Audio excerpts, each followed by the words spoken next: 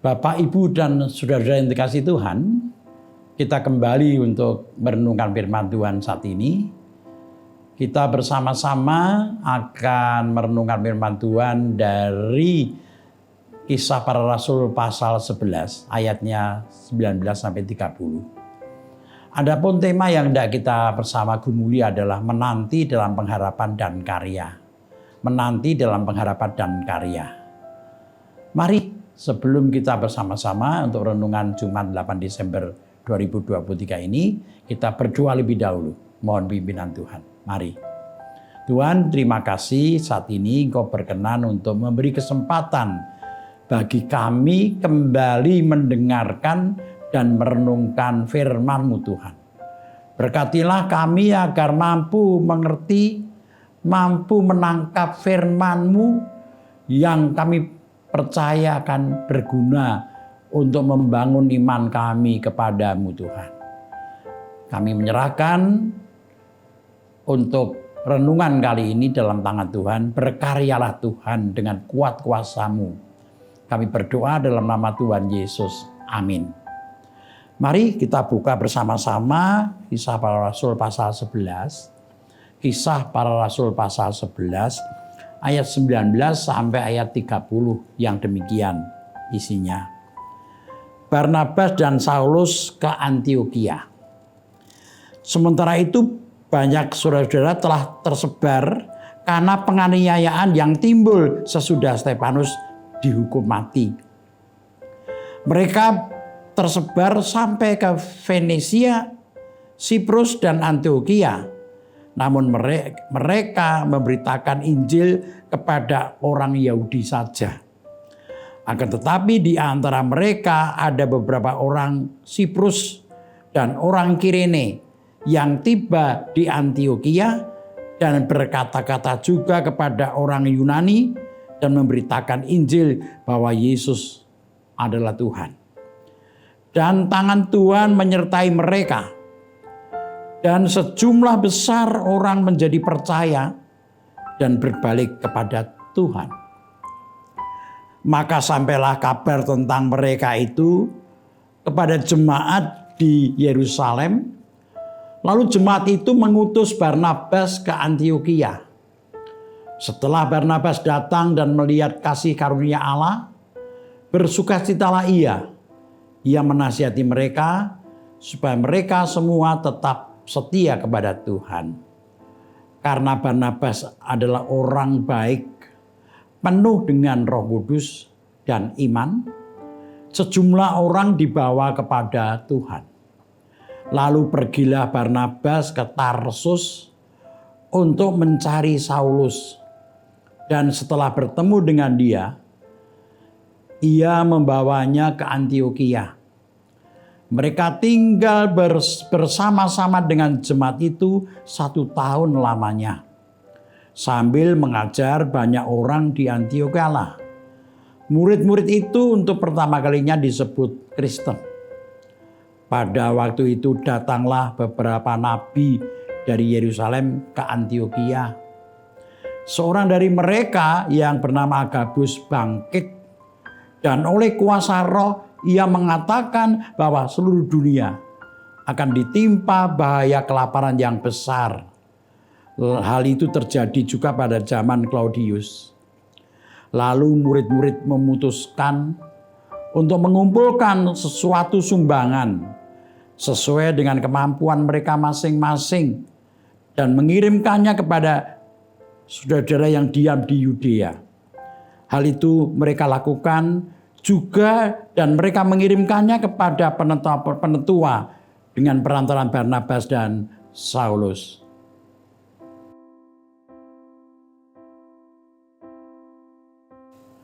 Bapak, Ibu, dan saudara yang dikasihi Tuhan, pengalaman iman kita itu mengatakan bahwa Tuhan selalu hadir dan berkarya dalam setiap peristiwa yang kita alami, termasuk peristiwa yang paling pahit pun dalam kehidupan kita. Artinya, Tuhan tidak pernah hanya hadir dalam hidup kita ketika keadaan kita serba enak, serba baik. tapi Dia hadir dalam segala peristiwa dan keadaan hidup kita.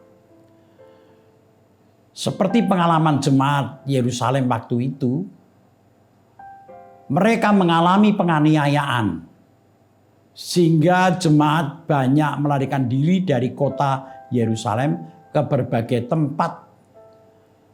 Mari kita lihat, dikatakan dalam ayat 19 demikian, sementara itu banyak saudara-saudara yang telah tersebar karena penganiayaan yang timbul sesudah Stefanus dihukum mati. Mereka tersebar sampai ke Venesia, Siprus, dan Antioquia. Namun mereka memberitakan Injil kepada orang Yahudi saja. Jadi penganiayaan yang mereka alami seakan-akan dipakai oleh Tuhan untuk mengingatkan orang-orang beriman, terutama para rasul, agar mereka memberitakan Injil keluar dari Yerusalem. Tentu ini sesuai dengan yang dikatakan Tuhan Yesus di Kisah Rasul pasal 1 ayat 8, bahwa mereka itu harus setelah mendapat kuasa dari Tuhan, kuasa Roh Kudus, mereka harus memberitakan Injil sampai ke ujung bumi. Jadi sementara para murid waktu itu hanya memberitakan Injil di Yerusalem saja, maka melalui penganiayaan yang mereka alami, seakan-akan mereka ditegur Tuhan untuk pergi keluar dari Yerusalem, untuk memberitakan Injil sampai ke ujung bumi, tidak hanya di Yerusalem saja. Tuhan memakai keadaan mereka yang teraniaya dan terpaksa mengungsi untuk memberitakan Injil.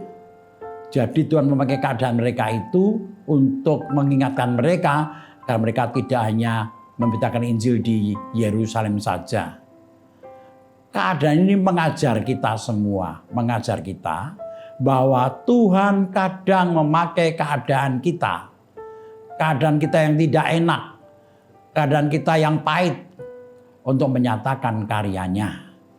Maka kalau kita mengalami keadaan yang tidak nyaman, yang tidak enak, jangan cepat berputus asa. Tetapi cari dan temukan kehendak dan karya Tuhan di tengah-tengah keadaan kita yang tidak enak tadi. Apa maksud Tuhan dengan keadaan kita yang tidak enak itu? Karena kadang dipakai Tuhan untuk mengingatkan dan mengajar kita. Bapak Ibu saudara dikasih Tuhan, Tuhan berkarya memakai para pengungsi dari Yerusalem tadi untuk memberitakan Injil di Antioquia. Ketika di Antioquia semakin banyak orang menerima Kristus, menjadi Kristen, kemudian Barnabas diutus oleh jemaat Yerusalem untuk mendampingi jemaat Antioquia yang masih muda, yang baru muncul dan baru tumbuh, supaya mereka tetap setia beriman pada Tuhan. Ayat 23b dikatakan demikian. Ia menasihati mereka supaya mereka semua tetap setia pada Tuhan. Jadi kemudian Barnabas itulah yang mendampingi jemaat Antioquia. Tetapi kemudian karena makin banyaknya yang bertobat, makin banyaknya pekerjaan pelayanan, Barnabas kemudian mengajak Saulus untuk ikut melayani di Antioquia. Dalam bacaan kita, paling sedikit ada tiga hal yang dikerjakan oleh Barnabas dan Saulus atau Paulus. Mari kita lihat tiga hal itu. Yang pertama-tama, yaitu mereka memberitakan Injil Tuhan kepada orang yang belum mengenal Tuhan, belum percaya pada Tuhan, sehingga sejumlah orang menjadi murid Yesus. Kalau kita baca 24 bahwa sejumlah orang menjadi murid Yesus. Jumlah orang mengenal Yesus dan percaya kepadanya. Itu yang pertama. Jadi yang pertama-tama memberitakan Injil yang dikerjakan. Yang kedua, yaitu merawat iman jemaat yang sudah percaya pada Yesus supaya bisa tetap setia pada Tuhan melalui pengajarannya. Jadi sebenarnya yang kedua, merawat iman yang sudah mulai ada sudah mulai bertumbuh itu dirawat. Ayat 26 di situ dikatakan demikian. Kita diingatkan di dalam hal yang kedua ini bahwa merawat iman adalah sesuatu yang sangat penting dalam hidup kita sebagai orang beriman. Supaya iman kita terus bertumbuh, berakar, semakin kuat. Sehingga kita akan mampu mengatasi segala macam godaan dan tantangan hidup yang pada saat ini semakin berat. Kalau iman kita bertumbuh, berakar dengan kuat, maka seperti pohon tidak mudah rungkat, yaitu roboh sampai akar-akarnya. Jadi yang kedua, memelihara iman itu penting untuk kita lakukan setiap saat. Jangan kita melupakan untuk merawat iman kita. Yang ketiga, apa yang dilakukan oleh Barnabas dan Paulus, yaitu mengajak untuk mempraktekkan iman mereka. Imannya. Iman yang benar bukan hanya berakar dan bertumbuh, tetapi juga berbuah. Mau peduli dan berbagi kepada sesamanya yang memerlukan pertolongan. Jemaat Antioquia imannya berbuah.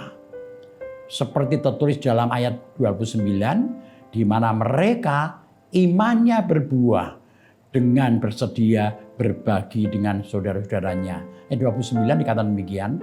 Lalu murid-murid memutuskan untuk mengumpulkan suatu sumbangan sesuai dengan kemampuan mereka masing-masing dan mengirimkannya kepada saudara-saudara yang diam di Yudea. Jadi waktu itu daerah Yudea sedang mengalami kelaparan. Lalu mereka, orang-orang Antioquia itu, tentu karena pengaruh dari Barnabas dan Paulus, maka mereka itu kemudian mengirimkan peduli pada keadaan saudara mereka yang di Yudea yang kelaparan itu. Ini mengajar pada kita bahwa iman yang benar adalah iman yang dipraktekkan dengan mengasihi, peduli kepada sesama. Ada hal yang menarik ketika mereka membantu sesama yang kekurangan tadi.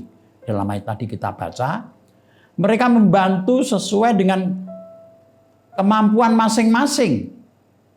Artinya ada kerelaan dan juga keadilan. Tidak ada yang merasa terpaksa ketika membantu, karena sesuai dengan kemampuan masing-masing, sesuai dengan keadaan mereka masing-masing. Tidak ada yang merasa dipaksa untuk membantu. Dan juga berarti semua orang bisa membantu sesuai kemampuan yang diberikan Tuhan. Dan itulah keadilan sebenarnya. Yang mampu banyak membantu banyak, yang mampu sedikit juga memberikan sedikit tidak apa-apa. Kita juga bisa membantu sesama kita sesuai kemampuan kita masing-masing pemberian Tuhan. Dengan berkat yang banyak yang kita terima dari Tuhan seperti harta, tenaga, pikiran, dan kemampuan kita bisa dipakai Tuhan untuk berbagai keadaan membantu sesama kita. Berkat Tuhan sekecil apapun yang kita miliki, yang kita terima, pasti bisa berguna bagi kita dan juga bagi sesama kita. Saat ini kita berada di Minggu Advent. Kita diingatkan untuk terus menantikan kedatangan Tuhan yang kedua dengan terus berpengharapan dan juga tekun melakukan apa yang menjadi kehendak Tuhan dengan terus boleh berbagi dengan sesama kita. Itulah penantian yang harus kita lakukan dalam hidup ini. Iman yang teguh dalam pengharapan, tetapi kita tetap berkarya bagi sesama kita seperti kehendak Tuhan. Amin. Bapak, Ibu, dan saudara dikasih Tuhan, mari kita akhiri renungan kita hari ini dengan menaikkan doa kita kepada Tuhan. Mari kita berdoa.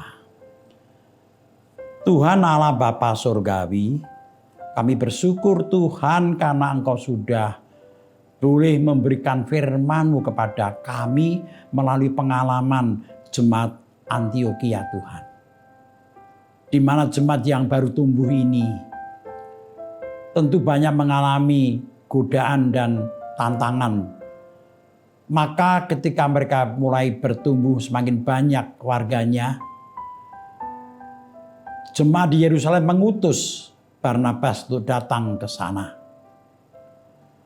Tuhan, satu pengajaran yang kami dapatkan melalui bacaan saat ini adalah bahwa keadaan jemaat yang teraniaya ketika di Yerusalem, akhirnya mereka tersebar sampai ke Antioquia.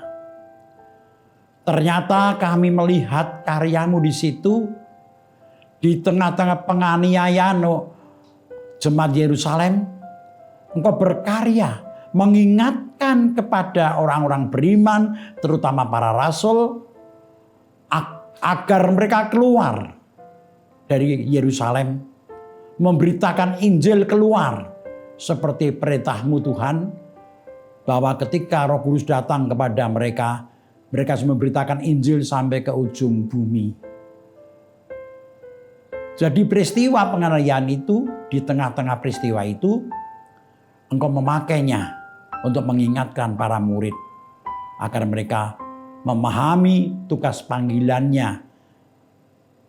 Itu yang kami dapatkan yang pertama. Yang kedua adalah karya yang dilakukan oleh Barnabas dan Paulus, yaitu tidak pernah lupa untuk memberitakan Injil di tengah-tengah kota Antioquia, Tuhan. Sehingga banyak orang percaya menerima Yesus. Yang kedua adalah Barnabas dan Paulus itu kemudian memelihara iman jemaat dengan mengajar kepada mereka. Sehingga pengajaran tentang iman kepadamu itu sangat penting bagi kami. Kami harus menyadari pentingnya menumbuhkan iman, merawat iman kami masing-masing agar tetap teguh menghadapi segala macam pergumulan hidup ini. Dan kami juga boleh mendengar pengajaran indah bahwa mereka tidak hanya ditumbuhkan imannya, tetapi juga supaya iman mereka berbuah, mereka diajak, didorong untuk menolong sesama mereka yang ada di Yudea yang mengalami kelaparan. Dan mereka akhirnya menolong dengan sukarela, dengan indah mereka memberikan apa yang mereka miliki sesuai kemampuan masing-masing. Tuhan, terima kasih firman-Mu hari ini.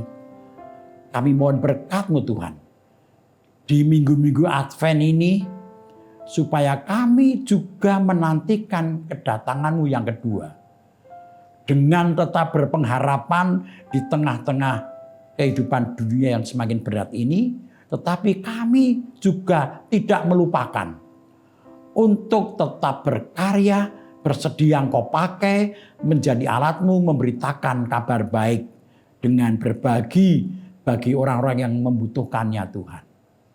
Terima kasih firman-Mu Tuhan, terima kasih karena kami Engkau ingatkan di minggu Advent ini, kami harus terus berkarya, terus dengan setia menantikan kehadiran-Mu Tuhan. Bapa dalam surga, kami menaikkan doa kami. Kami ingin berdoa bagi saudara-saudara kami yang sedang mengalami sakit penyakit, yang dalam proses pemulihan dan penyembuhan Tuhan.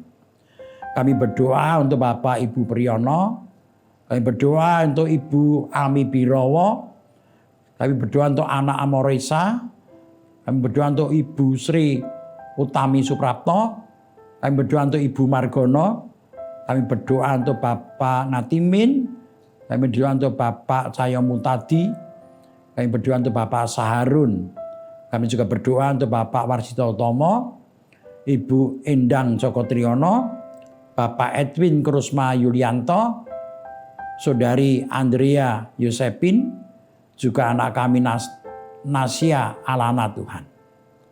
Tuhan tolong berkati mereka yang sedang sakit. Biarlah mereka selalu percaya akan penyertaan Tuhan, akan cinta kasih Tuhan yang mendampingi kehidupan mereka. Kami juga berdoa Tuhan untuk yang sudah lanjut usia, yang sudah lemah tubuhnya. Tuhan sertai Bu Rusmiati Buyung, Bu Sarno Butukira Sariman, Ibu Rusmiati Suhardi, Ibu Murjangkung, Ibu Endang Karno, Bapak Budiandono, Ibu Kurmariatin Subardi, Ibu Joyo Pawiro, Bapak Sadal Paulus, Bapak Christian Dauriwu, Bapak Elia Sariman, Bapak Ibu Sunarto Saputro, Ibu Sardi Budi Santoso, Ibu Mardi Utomo, Ibu Yatmiartini Rusdi, Bapak Suprapto, dan juga Ibu Sri Suwarsi Rahayu. Semua kami serahkan dalam kuasa dan cinta kasih Tuhan. Saat ini kami juga berdoa untuk persiapan Natal yang dilakukan oleh semua orang di muka bumi ini Tuhan. Agar Natal tahun ini sungguh-sungguh membawa kekuatan iman bagi orang-orang yang percaya kepadamu, sekaligus agar orang-orang beriman boleh memberitakan cinta kasih-Mu kepada sesamanya, kepada dunia ini lewat karya nyata mereka. Terutama kami berdoa untuk warga dan jemaat, bahkan majelis gerejamu di GKJ Sarimulyo yang akan mengadakan ibadah dan perayaan Natal. Tuhan berkati semuanya agar perayaan Natal tahun ini sungguh-sungguh membawa damai sejahtera bagi jemaatmu di GKJ Sarimulyo. Secara khusus Tuhan, bangsa negara kami sedang menyiapkan diri untuk pemilihan umum. Tolong Tuhan berkati bangsa kami. Kiranya berita Natal tentang damai sejahtera juga boleh tercermin, terwujud di dalam keadaan bangsa kami yang akan mengadakan pemilihan umum, sehingga yang tercipta kedamaian, ketenteraman, dan sungguh-sungguh persatuan bangsa kami menjadi kekuatan bangsa kami untuk melanjutkan pembangunan, melanjutkan kehidupan bangsa ini. Kami mau menyerahkan doa kami seutuhnya dalam tangan Tuhan. Ampuni dosa kami menaikkan doa kami dalam nama Tuhan Yesus. Amin. Bapak, Ibu, dan Saudara yang dikasihi Tuhan, itulah renungan hari ini. Kita bertemu kembali pada kesempatan mendatang. Tuhan memberkati kita semuanya. Amin.